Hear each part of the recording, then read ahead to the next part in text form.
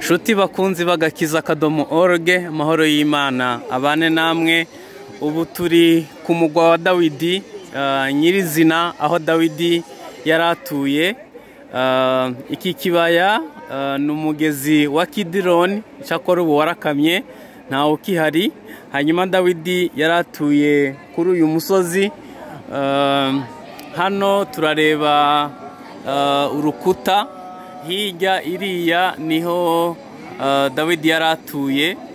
Hano hepfo turareba aho abacamanza be babaga bari. Hanyuma uyu musozi wo hakurya niwo Dawidi yanyuzeho ahunga, yambukira kurera yono, aminuka inyuma ahunze Abusalomo igihe yari yamwigometseho.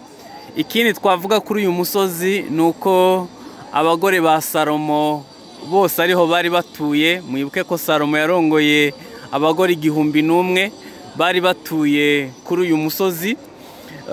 Hanyuma ikindi twamenya nuko Dawidi hano ariho bita Yerusalemu. Yerusalemu cyangwa se mu mugwa wo kwa Dawidi. Hakurya turareba inkike Nehemiya ya sanye. Hariya naho Dawidi yaguze igihe Mugigari yateye, hanyuma agahura na marayika akamutambira igitambo ku mbuga ya Oronani. Hariya niwe yahaguze. Niho twababwiye ko hari umusigiti, hahoze hari urusengero rwo kwa Salomo.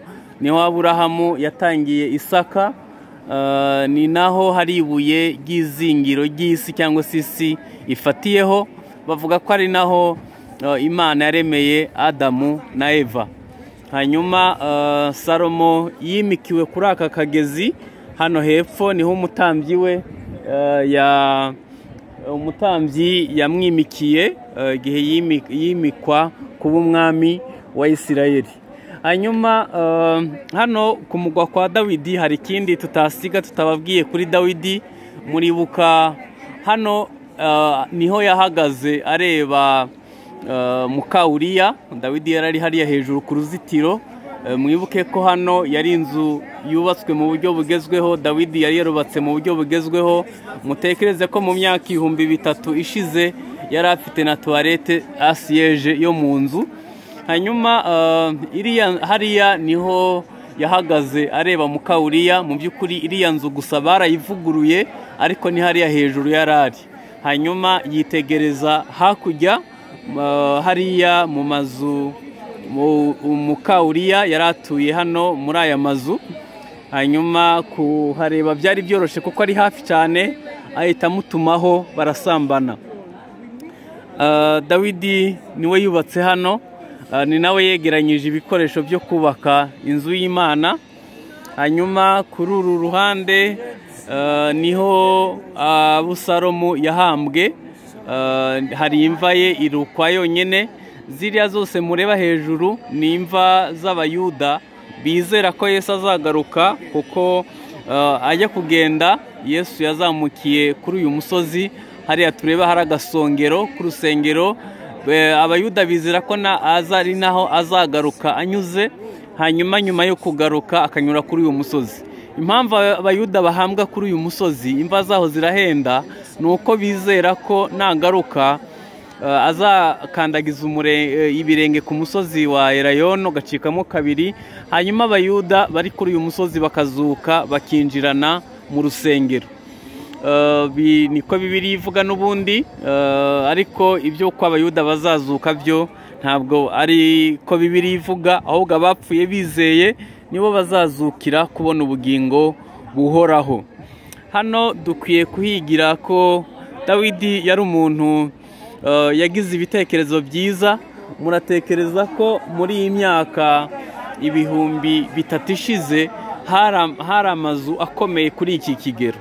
Aha niho yatekereje igihe yicara arebye inzu ye ikomeye yubatswe n'imyerezi, akavuga ngo natinyuka nte gutura mu nzu y'imyerezi, isanduku y'Imana iba mu ihema. Yari arebye inzu ikomeye atuyemo, yumva birakomeye, ntiyaba muri iyo nzu Imana iyo iba mu ihema. Imana yarabimushimiye, iravuga ngo yabaga mu ihema rigasaza hanyuma akimukira mu rindi. Imana imuha amasezerano akomeye na n'ubu atazibagirana ko izamwubakira inzu kandi atazabura uwo kumusimbura ku ngoma. Hano bishatse kuvuga ko iyo wubasha Imana ikubakira izina cyangwa se ikubakira inzu, iguha amasezerano atazarangira. Hano ku ruhande turareba abana b'Abayuda baje kwiga. Iki gihugu bazi kubika amateka. Bibiliya iravuga ngo muzabyigishe abazabakomokaho, muzabyigishe abazabakomokaho. Ubu bariho bariga, buri kanya abana babo biga mu buryo bukomeye. Ubwo ni ukuvuga ko bafite umwana bamuhera ari mu nda, bakamwigisha mu buryo bukomeye. Bazi ko bagomba kumutoza kuva akiri mu nda, bakamutoza mu buryo bw'umwuka, mu bugingo no mu mubiri.